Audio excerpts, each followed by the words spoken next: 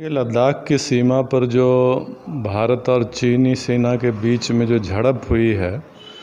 वो तो एक दुखद अध्याय है। और इसमें जो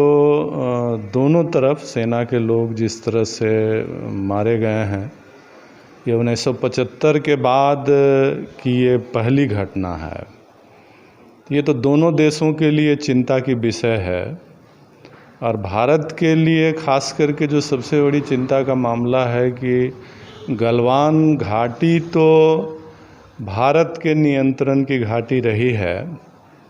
और उस घाटी में आकर के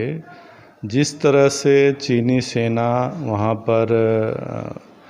चीनी सेना के साथ झड़प होता है,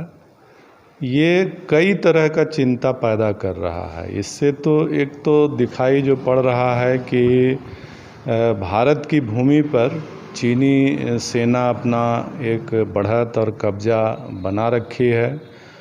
अब इसको भारत की जनता के बीच में जो भारत की सरकार को एक पारदर्शिता बरतनी चाहिए, सच्चाई जो बयान करना चाहिए कि क्या स्थिति है, वो बयान नहीं कर रही है। और वस्तुतः हमारी ज़मीन चीन के हाथों में वहाँ पर चली गई है और उस समस्या को हल ना करके भारत की सरकार अपने देश के अंदर में जिस तरह से, एक तरह से आप कह सकते हैं कि वो चीन के साथ जो बॉर्डर पर जो नुकसान झेल रहे हैं उसकी भरपाई वो देश के अंदर में चीन विरोधी भावना पैदा करके चीन सामानों का बहिष्कार करो, तरह तरह का इसके ज़रिए वो करना चाहते हैं। और आज के समय में जब दोनों देशों की अर्थव्यवस्था बहुत नाजुक दौर से गुजर रही है, पूरे जो स्वास्थ्य के जो कोविड के कारण से जो एक विपत्ति की स्थिति दोनों देशों की बनी हुई है, तो हमारे सामने दोनों देशों की आज चुनौती है कि इससे कैसे मुकाबला करें, अपनी अर्थव्यवस्था को कैसे ठीक करें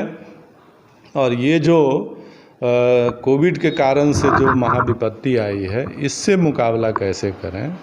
और इस दिशा में दोनों सरकारों का ये गैर जिम्मेदाराना व्यवहार है और इसीलिए हम समझते हैं कि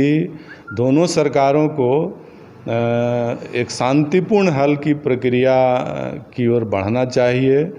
दोनों तरफ से जो सेनाओं का जमावड़ा है उसको घटाना चाहिए, बातचीत के ज़रिए इसको हल करने की कोशिश करनी चाहिए और कोई तीसरा पक्ष नहीं, भारत और चीन के जो राजनेता हैं ये बैठ कर के इस समस्या को हल करें।